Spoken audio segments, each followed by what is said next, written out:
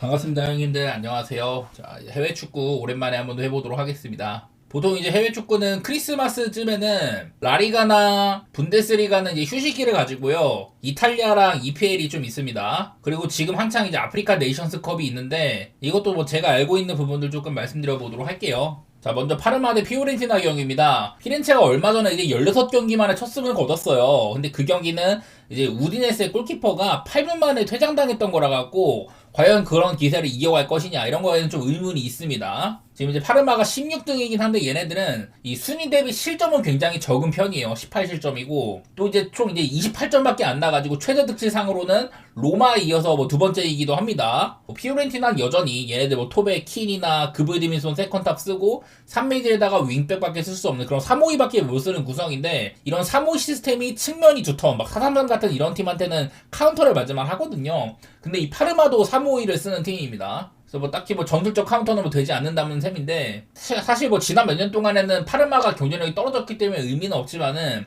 맞대결상으로 지금 5연무이기도 하고 그 2020년에 피렌체가 파르마 원정 가가지고 한번 이긴 적이 있었거든요. 근데 이 전에는 파르마 원정 가서 이겨본 게 2008년이 마지막이다. 이 엔니오 타르디니 가서 이기라는 그림은 잘 안 나올 거라고 생각하거든요. 그래서 저는 뭐 지금 피오렌티나의 상태도 여전히 안 좋다고 보고 파르마의 프렌이나 뭐 무승부 언더 이런 쪽으로 그림을 잡겠습니다.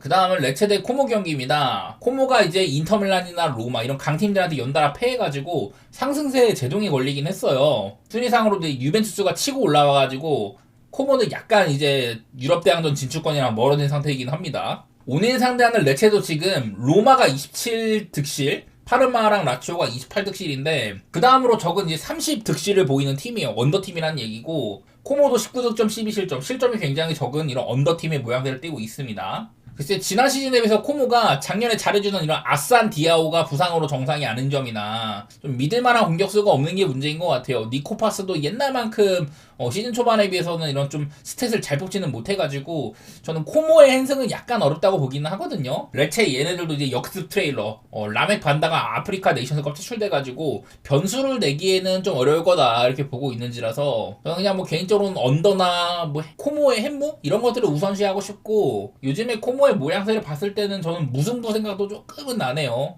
일반 승부는 차라리 무승부가 좀 나을 것 같은 조심스럽게 임하겠습니다. 그 다음은 토리노와 칼리아리 경기인데 전 이 경기는 건너뛸 것 같아요. 오랫동안 이제 세리아의 중위권을 구성하던 놈들이지만은 올해 사실 뭐 스탯이나 이런 모양새 상으로는 좀 무승부 그림을 보고 싶었는데 그래도 오바도 맛있거든요 나름대로. 근데 요즘에는 토리노가 얘네들 오바가 맛이 없어가지고 그냥 전 이 경기는 패스하도록 하고요. 다음은 우디네세 대 라치오 경기인데 아까 말했다시피 우디네세가 직전 경기 때 전반 8분 만에 골키퍼가 퇴장당해가지고 뭐를 보여줄 새도 없었어요. 저는 그 전까지 나폴리와의 홈 경기 때 아주 경기력이 놀라웠는데 그런 얘기들을 써먹어봄직도 못한 이런 피오렌티나전이 있었습니다. 하지만 오늘은 조금 더 뭐 얘기를 할 만할 것 같긴 한데요.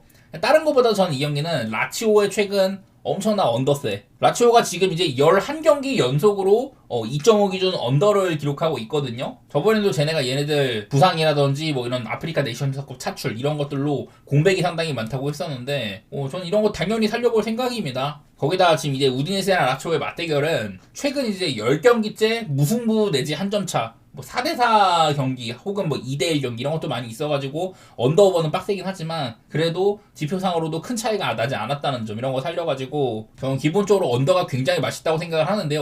우디네스가 하필이면은 프렌 값이 배당이 되게 별로더라고요. 그냥 저는 이 경기는 언더를 조금 더 우선시할 것 같습니다. 자, 그 다음은 피사 대 유벤투스인데 피사는 이번 시즌 1승밖에 없는 팀입니다. 1승 아마 8무 7패인가 막 그럴 거예요. 그리고 그 1승도 승격팀인 크레모네세 같은 처지 팀한테 뽑은 거였었고요. 그리고 유벤투스는 사실 얘네들이 이런 기록이 있습니다. 얘네들 이제 개막하고 나서 클럽 월드컵 빼고 개막하고 나서 이제 16경기 동안 5승밖에 없었는데 최근에 7경기 동안 6승 1패로 확연한 상승세를 띠고 있다고 해요. 단순히 이런 면 때문에 저는 유벤투스를 보기 좋은 시기라고 봅니다. 제가 최근에 유벤투스가 이런 좀 로마라든지 볼로냐, 뭐 나폴리 이런 팀들이랑 붙어가지고 사실 좀 자빠질 줄 알았거든요. 근데 이 중에 상대 전적이 굉장히 안 좋았던 나폴리한테만 지고 다 간당간당하게 승리를 했었습니다. 한 점 차로다가. 그리고 얘네들은 또 맞대결도 35년 전이에요. 그만큼 이 피사가 세리아 레벨에 있던 적이 없었다. 그냥 그런 것들을 보면은 저는 유벤투스가 무난하게 승리하는 그림이라고 보이고 글쎄 이게 상대가 또 피사니까 마행까지도 노려볼 만한 경기인데 어쨌든 이 경기는 저는 뭐 무승부나 유벤투스가 질 가능성은 아예 배제를 하고 그럼 유벤투스의 승을 기반으로 해서 햄무냐 마헤이냐 여기서 골라갈 만한 매치라고 보이네요. 그리고 EPL에서도 그냥 노팅엄 대 맨시티 한번 가져와 봤는데 요즘에 맨시티가 너무 잘해서 그렇습니다. 지금 이제 7연승을 달리고 있어요.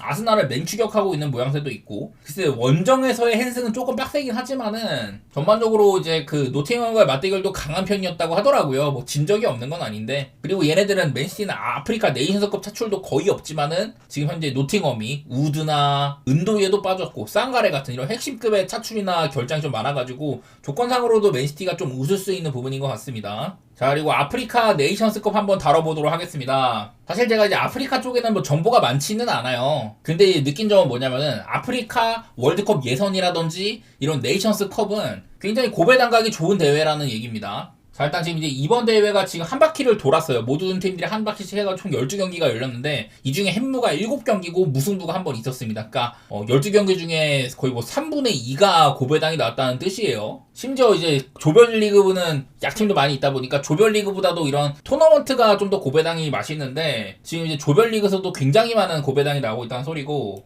그 이제 지난 두 번의 대회를 기준으로 삼았을 때 21년에는 토너먼트 16경기에서 무승부가 6번, 한 점 차 게임이 6번이 나왔고요. 그 다음 대회 23년 대회 때는 토너먼트에서 16경기 무승부 5번, 한 점 차 게임이 7번이 나왔습니다. 단순히 생각해도 이런 고배당 비슷한 결과가 나왔던 게 75%가 된다는 소리거든요. 그만큼 특히 아프리카 대륙에서의 경기들이 뭔가 아프리카의 막 최강급이라고 불리는 나라들도 생각만큼 큰 격차로 못 이기는 이런 경우들이 굉장히 많았던 저는 그런 것들을 좀 살려볼 생각이에요. 먼저 이제 베냉이랑 보츠와나인데 얘네들이 월드컵 예선에서 3등으로 꽤나 선전을 했더라고요. 보츠와나는 5등으로 택도 없었다. 얘네들이 보츠와나 역사상 그 아프리카 네이션스컵 진출도 한 번밖에 못 해봤고 3패였다고 합니다. 사실 뭐 베냉 같은 팀들도 전통 강호도 아니고 애매한 놈들이라 가지고 보니까 뭐 멤버도 잘 모르겠더라고요. 그래서 애매한 놈들이라 뭐 햄무 가능성을 저는 높이 치고는 있긴 한데 이거 뭐 무승부도 배제할 수는 없는 경기 같지만 어쨌든 베냉이 그래도 조금 더 윗급이라고 봐야겠다. 그냥 그 정도 내용이었었고 다음은 세네갈이랑 이제 그 콩고 민주공화국인데 여기는 둘 다 강팀입니다. 세네갈은 2021년 우승국이고 콩고 민주공화국은 지난 대회 준결승에 올랐다고 하더라고요. 그래서 이런 아프리카 네이션스컵 특성상 무난하게만 볼 수는 없는 매치 같아요. 글쎄 맞대결로는 1968년 이후로는 뭐 세네갈이 한 번도 뭐 진 적이 없었다 뭐 이런 내용들이 있기는 한데 그리고 이번 월드컵 예선에서도 만났고 세네갈이 1승 1무였다고 합니다. 전반적으로는 세네갈이 좀 더 윗급이라고 봐야겠죠. 원정에서까지 햄물을 띄운 적이 있었고 홈에서는 비겼다. 그 전에 이런 여기 있는 뭐 ANC, 뭐 ACN 이런 거 있는데 이거는 보니까 대부분 자국 리그 해외파를 배제한 자국 리그 선수들이 주축으로 나오는 거라서 딱히 저는 뭐 신경은 많이 안 썼고요. 단순하게 그냥 저희가 뭐 세네갈의 멤버 이런 것들 쭉 찾아봤는데 엄청납니다. 그냥 골키퍼보다 망디 수비진의 쿨리발리, 뭐 게예, 그리고 중원 파페사르, 파페 게예, 블라유 디아, 사디오 마네, 니코 잭슨, 존슨들이 그냥 넘쳐나는 수준이고 대권 도전급이고 의외로 이제 콩고도 완비사카나 튀앙제브, 마수아쿠, 사디키, 바칸부 둘 다 좀 짱짱하더라고요. 그래서 나름 좀 무승부 가능성도 저는 배제하면 안 된다고 생각을 하고 세네갈의 야구세지 않겠냐 그 정도 생각입니다.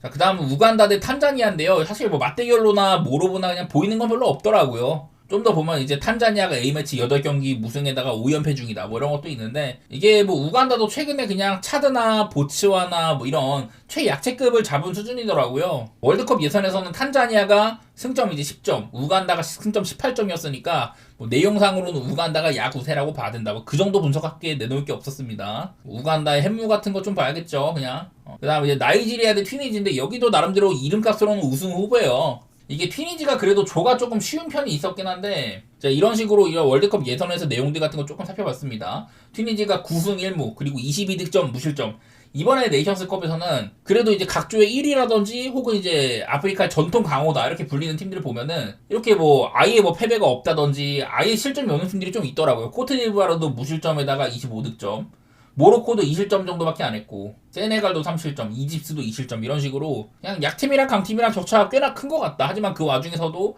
뭐 핸승보다는 좀 간당간당한 승리들 이런 게 좀 많았다는 얘기가 되는 건데 어쨌든 튀니지는 뭐 2등이 나미비아, 뭐 3등이 라이베리아 뭐 이러니까 되게 쉬운 조기는 한데요. 9승 1무 22득점 무실점 진출 대단한 거죠. 반대로 나이지리아는 더 이제 좀 쉬운 조 같은데 4승 5무 1패 2위 간 승점에서 겨우 막차를 탄 셈입니다. 네, 그냥 딱 끝차락에 걸쳐가지고 올라간 셈이에요. 요즘에 아프리카의 축구 무게중심이 원래는 이런 나이지리아나 코트디부아르 이런 좀 중앙아프리카 쪽에서 지금은 알제리, 이집트 이런 쪽으로 넘어가고 있잖아요. 북아프리카 쪽으로. 튀니지도 이제 강한 수비로 북아프리카에서는 그런 점들을 잘 살리는 팀이기도 하고 나름대로 튀니지의 플레이는 좀 메리트가 있을 거는 같더라고요. 저는. 제가 옛날에도 이제 월드컵에 진출을 해가지고 얘네를 좀 분석한 적이 있었는데 그때 당시에 멤버였던 이런 뭐 탈비라든지 알리 말룰, 간드리, 그리고 한니발 웨블이라든지 엘리에스 시키리도 꽤나 이름이 있고요. 나임 슬리티도 아직도 뛰네. 하여튼 뭐 이런 선수들이 좀 알아볼만한 선수들이 몇 명 있어가지고 저는 튀니지의 플레이는 좀 메리트가 있어 보이긴 합니다. 나이지리아 정배는 의미가 없을 것 같아요.